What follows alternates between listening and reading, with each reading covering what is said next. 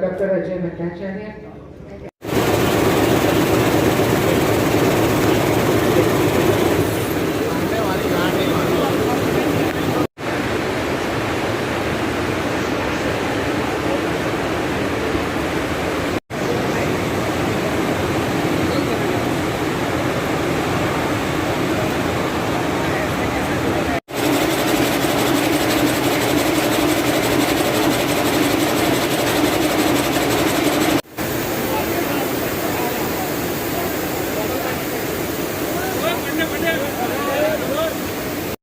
બળવંતસિંહજી રાજપૂત તથા અન્ય મહાનુભાવોના મારા નમસ્કાર.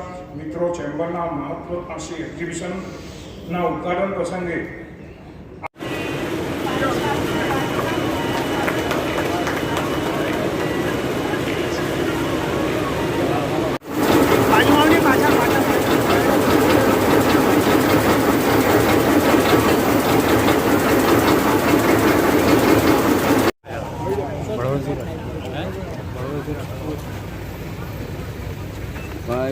भाई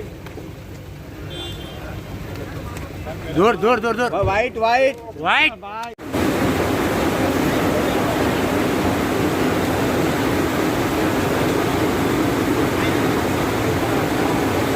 पाछળ આવતો રહે અંદર નો પર સાહેબ થોડા કામ કરી જાવ ને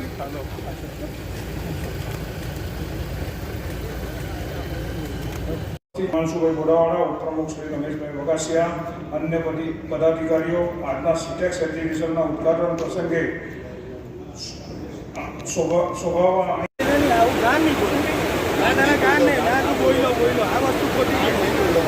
પોતપોતાનો હચાવવાનો હોય. તમે જ્યારે મારી ચાલે જઈ રહું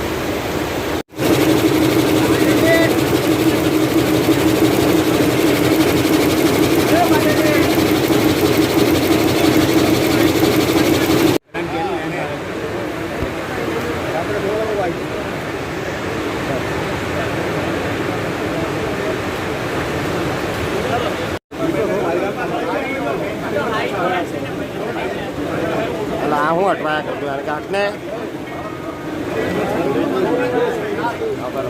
ઓય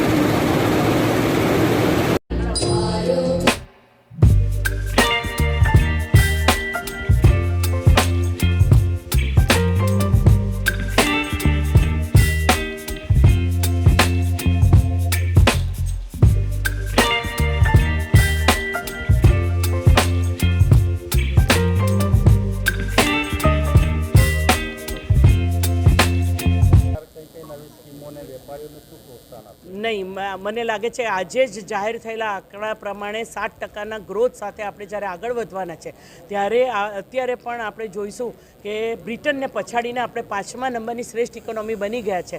ત્યારે એક્સપોર્ટની અંદર પણ આપણે જે રીતે કોવિડના વેક્સિનેશનના સાથે સાથે બેક ટુ નોર્મલ લાઈફ જ્યારે આખી દુનિયા એનો સામનો કરી રહી છે, તમે જોતા હશો કે ચાઇના હોય કે બીજા કન્ટ્રી હોય એની કમ્પેરિઝનમાં ભારત દેશ ખૂબ સારી રીતે પ્રગતિ કરી રહ્યું છે, પ્રોગ્રેસ કરી રહ્યું છે, આત્મનિર્ભર બની રહ્યું છે અને એક્સપોર્ટ કરી રહ્યું છે. ઓકે જી સાહેબ, આજે જે એક્ઝિબિશન લાગ્યું છે સુરતના ઉદ્યોગોને દેશને કેટલો ફાયદો થયો? જબરજસ્ત મોટો ફાયદો થવાનો છે. 21મી સદી છે, વેલ્યુ એડિશનનો જમાનો છે. એ મુજબ સાઉથ ગુજરાત એજ્યુકેશન ઇન્ડસ્ટ્રી જે ચેમ્બર્સ ઓફ કોમર્સે જે ખરેખર આજનું આયોજન કર્યું છે એમને અભિનંદન આપું છું. તેમની સાથે સાથે એમને ટેકનોલોજી કેવી રીતે બદલાય છે અને ટેકનોલોજીમાં નવું નવું શું આવે છે એ પણ આજે પ્રત્યક્ષ રીતે અમે બધાએ જોયું છે. ખરેખર અદ્ભુત છે અને ટેકનોલોજી અહીં બને એના માટે પણ કંઈક ને કંઈક કેવી સુવિધા પ્રકારની આપી શકાય એ ચેમ્બર સાથે વાત થઈ છે, ચોક્કસપણે થશે. આજે નાના નાના ઉદ્યોગો છે એના માટે પણ ગુજરાત સરકારની અનેક પ્રકારની યોજનાઓ છે.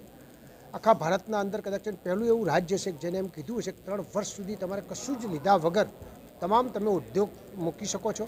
5 કરોડ રૂપિયાની લોન તમને ઓન ધી સ્પોટ મળી જાય. લાયસન્સમાં કોઈ પણ પ્રકારનું એનેથી માંડીને કશું જ નહીં કરવાનું અને ચાલુ થાય એ યોજના પણ ગુજરાતમાં આજે છે. આજે ટેક્સ રાઇટ માટેની પણ કેન્દ્ર સરકારની જે યોજના છે એ યોજનાની અંદર ગુજરાત સરકાર મોખરે રહે એ બાબતના પણ તમામ પ્રકારના પ્રયત્નો ચાલુ છે. કદાચ ગુજરાતમાં પહેલો આપણો અહીંયા આગળ 7 જે મળવાના છે એમાં ગુજરાતને ચોક્કસપણે મળશે એવી મને ચોક્કસ આશા છે. અમે પણ અમારા ઉદ્યોગ ડિપાર્ટમેન્ટની અંદર સુરત એક હબ છે, એની સાથે સાથે સુરેન્દ્રનગર પણ છે. તો આ બંને ઠેકાણે ટેક્સ રાઇટ માટે પણ શું કરી શકાય, શું પાર્ક કરી શકાય એના માટેની ચિંતા કરીને આગળ વધી રહ્યા છીએ. મહોત્સવના વર્ષમાં માન્ય પ્રધાનમંત્રીશ્રીના નેતૃત્વમાં ભારત એક નવી ઊંચાઈ ઉપર આગળ વધી રહ્યું છે અને એની અંદર ગ્લોબલ માર્કેટની અંદર એક ભારતની અને આત્મનિર્ભર ભારત તરફ આગળ વધવા માટે ટેક્સટાઇલ ઇન્ડસ્ટ્રીનો ખૂબ મોટો રોલ રહેવાનો છે. અને એના જ કારણે કેન્દ્ર સરકાર અને રાજ્ય સરકારના સમન્વયથી બધી વિવિધ યોજનાઓ દ્વારા આપણે ઇન્ડસ્ટ્રીને ખૂબ સરસ ઇકોસિસ્ટમથી સપોર્ટ કરી રહ્યા છે. આજે ચેમ્બર ઓફ કોમર્સ દ્વારા અહીંયા સુરતની અંદર જે સિટેક્સનું આયોજન થયું છે એ પણ એક આત્મનિર્ભર તરફનું આગળ વધતું પગલું છે. મેનમેડ ફાઇબરની અંદર સુરત હબ છે અને એના પ્રોડક્શનની અંદર ઝડપી ઉત્પાદન થાય, ક્વોલિટી ઉત્પાદન થાય અને મશીનરી પણ અહીંયા બને એ પ્રકારની લેટેસ્ટ મશીનરી અહીંયા પ્રદર્શિત કરવામાં આવી છે.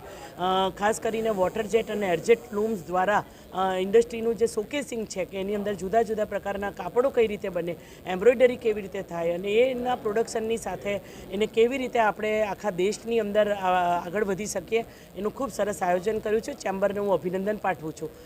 G20 સમિટ વખતે જ્યારે આખી દુનિયાની નજર આપણા તરફ છે ત્યારે ભારતની શક્તિ પ્રદર્શિત કરવા માટે સુરત ક્યાંય પાછળ રહેવાનું નથી.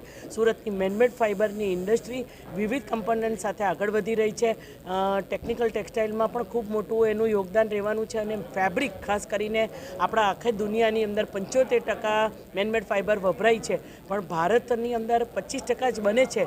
તો એનો કેવી રીતે વધારો થાય એને માટેની વિવિધ PLIની સ્કીમ, PM મિત્રા પાર્ક, આ બધી યોજનાઓ થકી આપણે એ ઇન્ડસ્ટ્રીને સપોર્ટ કરવાની કોશિશ કરીએ છીએ.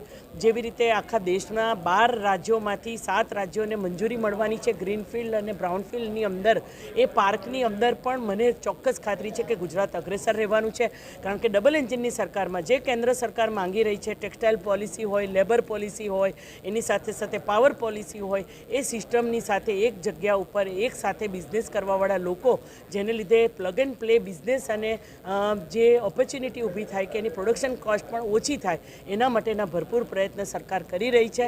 એટલે કેન્દ્ર સરકારના સૌ અધિકારીઓ અને એની સાથે મળીને અમે મંત્રાલયો, અમારી સાથે જોડાયેલા વિવિધ મંત્રાલયો, ફાઇનાન્સ મંત્રાલય, એગ્રીકલ્ચર, કેમિકલ ફર્ટિલાઇઝર અને કોમર્સ ઇન્ડસ્ટ્રી સૌ સાથે મળીને બિઝનેસ ઇન્જરી ન થાય, સારો આપણે આગળ પ્રોગ્રેસ કરી શકીએ અને આપણે સારી રીતે પ્રધાનમંત્રીશ્રીના નેતૃત્વમાં એક કાપડ ઉદ્યોગને નવી ઊંચાઈ મળે એના પ્રયત્ન કરી રહ્યા છીએ.